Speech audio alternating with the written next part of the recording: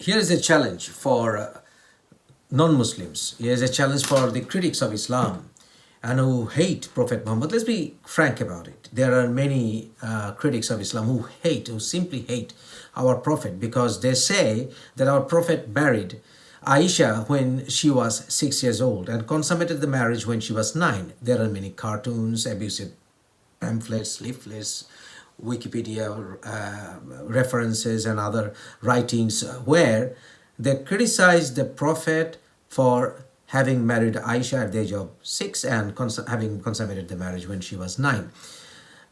Let me put up this challenge to you. It's a total lie. It's a blatant lie against our Prophet. And if you are a scholar or if you have at least the intellect to delve into the details with all sincerity and honesty, take up my challenge.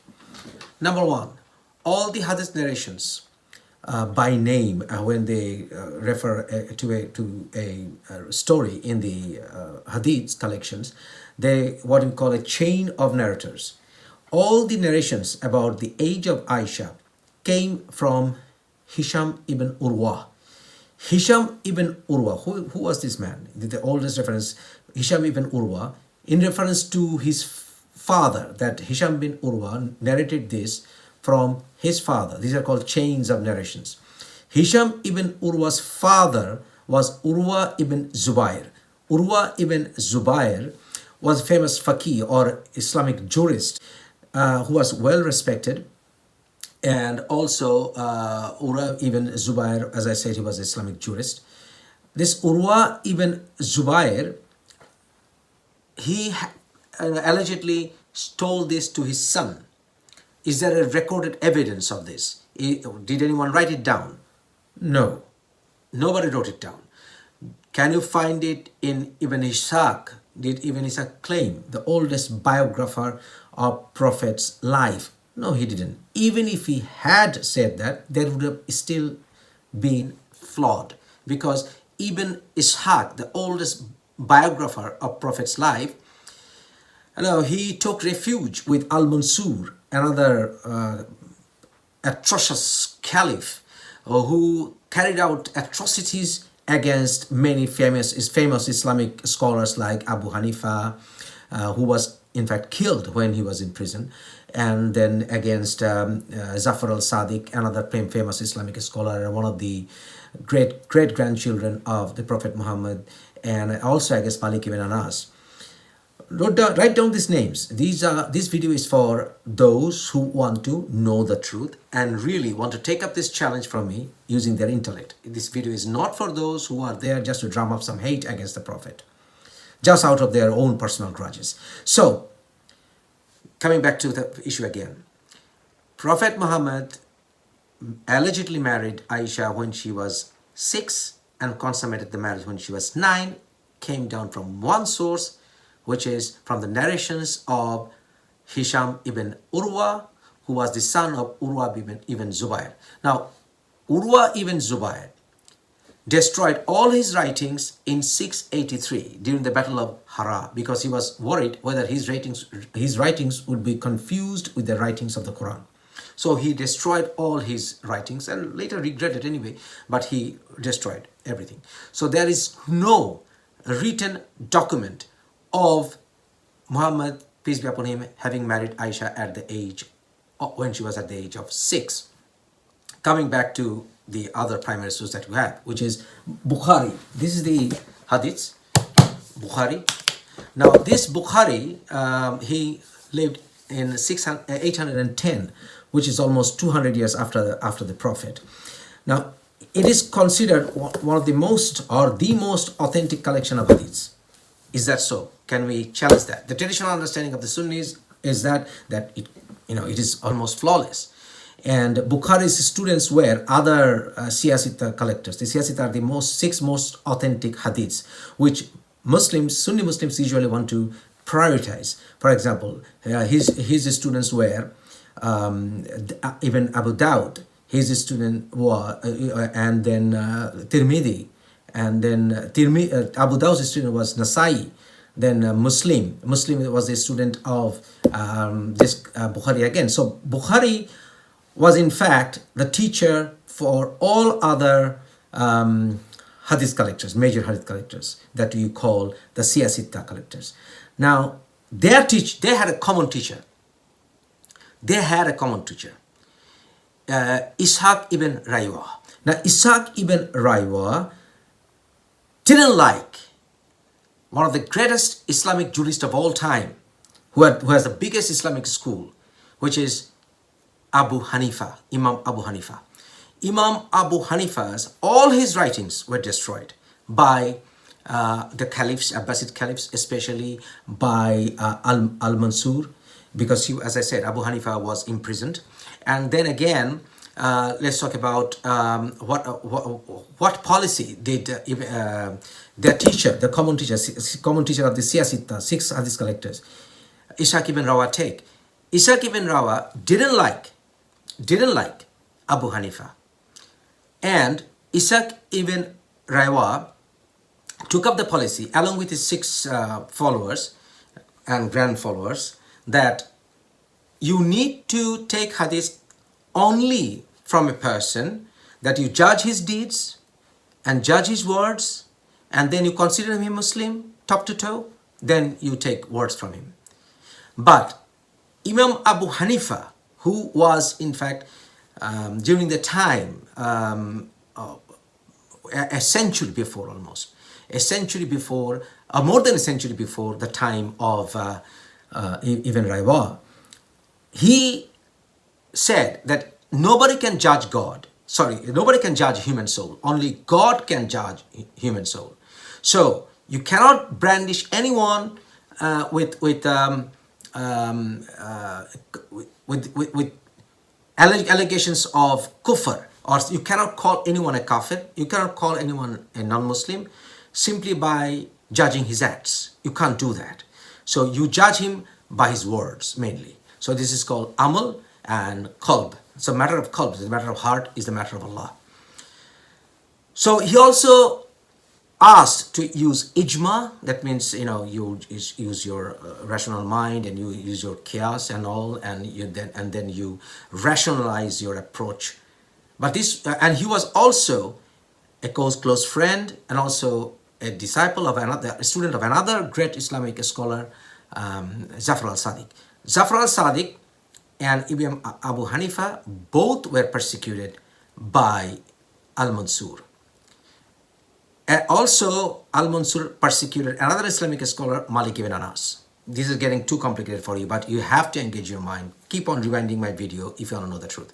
And then again, let's go forward. Ishaq ibn Rawa and his disciples, all these 6 hadith collectors and all, Bukhari, Muslim, Tirmidhi, Nasai, Abu Dawud, Ibn Majah, all of them, in fact, took up this policy of judging people's attitude and then his words and then concluding whether he is a Muslim or not, then move on forward. So they filtered it that way. So I cannot accept this policy. I cannot accept this policy. And also, they played, all these 6 hadith scholars, they played a kind of a safe methodological approach. That means they didn't take any risk. That's why they didn't fall out with the Abbasid caliphs. None of them fell out with the Abbasid caliphs. When Abbasid caliphs, during their times, that means 800 AD moving forward, they didn't face persecution at the time when Abbasid caliphs were passing the time of anarchy.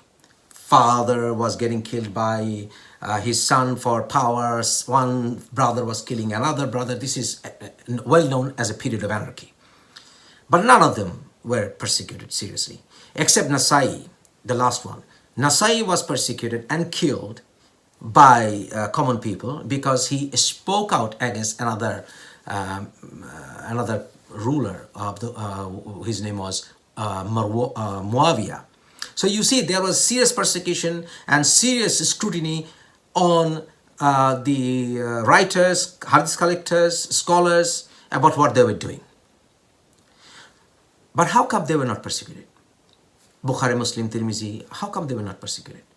They were not persecuted because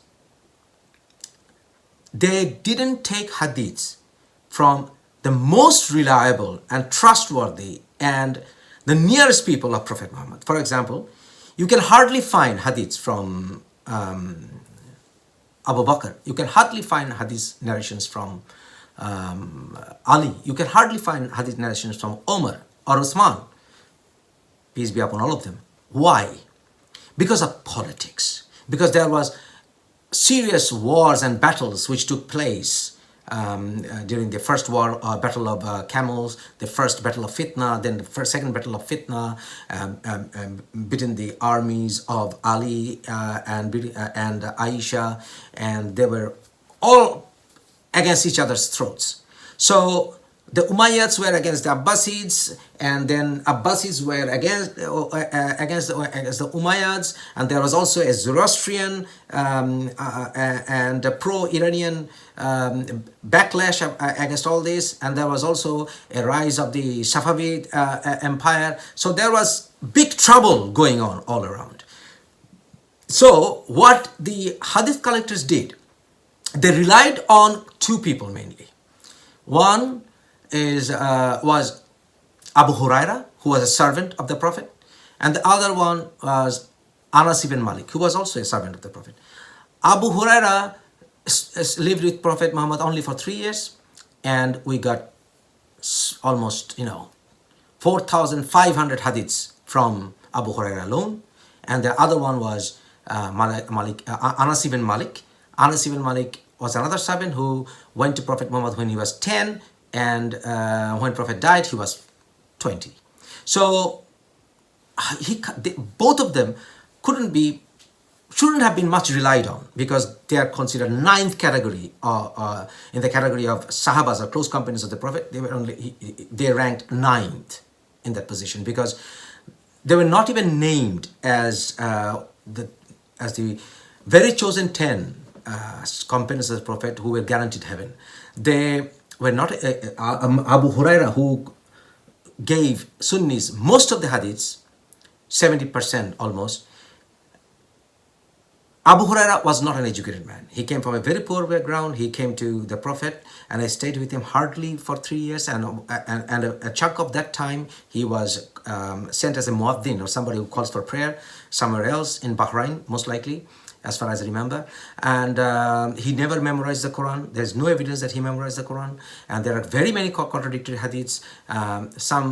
To some sense, the hadiths are disgusting, which we got from him, because I'm pretty sure that there were many hadiths all around, the hadiths which in fact probably was not narrated by Abu Huraira, but the credits were given to Abu Huraira just to pile up the number of hadiths.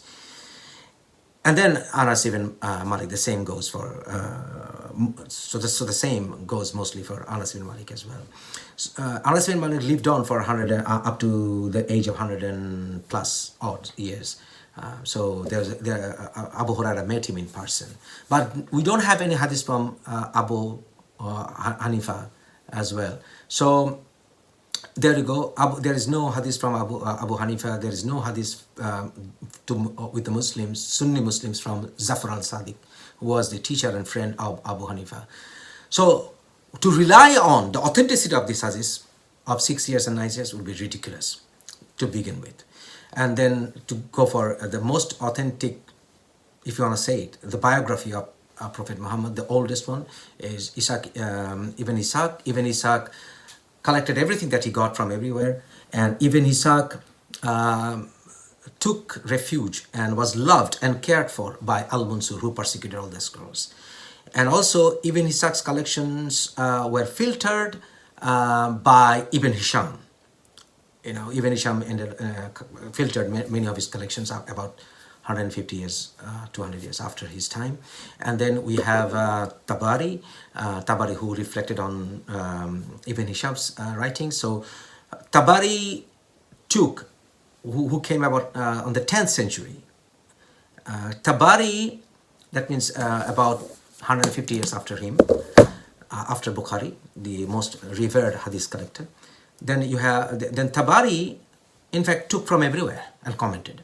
For example, he said that Aisha was married at the age of 6, and then marriage was consummated at 9. But he also mentions that Tabari, he also mentions one of the most respected commentators of Quran and Hadith. He also says that, Tabari says that Asma, Aisha's elder sister, Asma died 73rd Hijrah, when 73rd Hijrah, when 74th Hijrah, 74th Hijrah, when she was 100 years old. And she was 10 years older than Aisha. So at the age of 100, she died 74 Hijrah. That means 74 Hijrah means 74 Hijrah means 74 years after Prophet Muhammad migrated to Medina. Prophet Muhammad migrated to Medina in 622. So 74 is again, if you calculate, you will see that if her age was 100 years, then Aisha would have been 90, 74th Hijrah. So what was Aisha's age at the time of Hijrah? That's another question, right? She would have been 17. And her marriage was 1 year before Prophet Muhammad migrated. So she was 16. So she was 16 at the time of Prophet migrating to she was 16 at the age of marriage, 17 when she migrated. 2 years after that, the marriage was consummated. So this all adds up. So this age of 16 was cut down to 6. And the marriage of consummation, instead of 19, it was mentioned 9. The question is why? That's another story. Now, again, there are authentic hadith sources. You need to do all these researches, my friend. I will give references in my book. A new book is coming up, so I will give you all the detailed references. But you can do it. It's very easy. Go and do your own online Googling and you will find out. And then, let's coming back to the issue then. It's also mentioned in Tabari as well, that during the Battle of Uhud, which took place 2 years after migration to Medina, that means 624, Aisha was going to the fields to help the soldiers, to give them water, and she was along with other women. She was going to the fields and coming back to fetch water. Then she was going back again to help them drink and all that. So Prophet Muhammad always forbade, he forbade children to go from going to war. He would always check their ages before he had allowed them to go to the battlefields. So if we go by the traditional understanding of that Aisha was 6 years of age when the marriage was done, or the marriage was confirmed, she was then 6 years old in 619. She was 6 years old 1 year before the migration. 1 year before that, 621, she was 6. So she would have been 8 years old at the time of Battle of Uhud. About 622, 624. Yes, about 9. She would have been about 9 years old. So it is unlikely, it's absolutely impossible that Prophet would have liked the fact that Aisha was going to the battlefield at the age of 9, when he always had forbidden children from going to the battle. He had always forbidden even boys from taking up arms when they were too young. He never allowed 9 years old to go to the battlefield. So this is absolutely not acceptable. Now, why this strategy of making up 6 instead of 16? There's another history, my friend. I have unlocked the mystery. The mystery lies in the fact of the other children of Muhammad. And also there is another logic that Fatima, Prophet Muhammad's youngest daughter, she was 5 years older than Aisha. 5 years older than Aisha. So if she was 5 years older, at least 5 years older than Aisha, then what about how old was Aisha? Because Fatima, many of the sources said that she was born in 605. So if she was born in 605, still at the time of migration, Aisha would have been 12, and the marriage would have been consummated at the age of 14. But that's wrong as well, because I have all the reasons to believe that Fatima was born well before 605. Oh man, there are other histories to unlock, and I know what you're thinking, and I will tell you all about it in my future video. So there is no way, take up this challenge, there's no way Aisha was 6, rather she was 16, and there's no way, why should I believe in the hadith collections? I believe in sunnah. I must follow the sunnah or the traditions of the Prophet, but I have the right to question whether the traditions were collected without any flaws. But there is nothing in the Quran that binds me to believe that in future some people will be collecting will be taking an effort of collecting some sunnahs or traditions of the Prophet, and they will be flawless, because Allah only preserves the Quran, and only Quran can be flawless. All other human endeavors can be flawed. We need to check, and I have the right to check, but we Muslims have developed this attitude of not questioning the hadith collections. But don't forget, there are very many other respected hadith collections, which in many cases go against this Bukhari and other 6 hadith collections. Now, why is this tradition? Because, as I said, Abbasis didn't persecute much of these hadith collectors, and also these hadith collectors, they mostly followed the Hanbali school, the very school which is followed by Saudi Arabian scholars, though they deny this, but they do follow, because Hanbali school was followed by Ibn Taymiyyah, who was in the 13th century, and Ibn Taymiyyah was the man who believed in the same thing, that you judge the people according to their behavior to find out whether they're true Muslims. And he was the first man, Ibn Taymiyyah was the first man to give a fatwa to wage war against Muslims and use heavy artillery against them. And he did authorize that. And he himself obviously received many persecutions from other Muslims, harassments rather, not persecutions, harassments. And he, in fact, inspired Ibn Wahab and Al-Qaeda of today.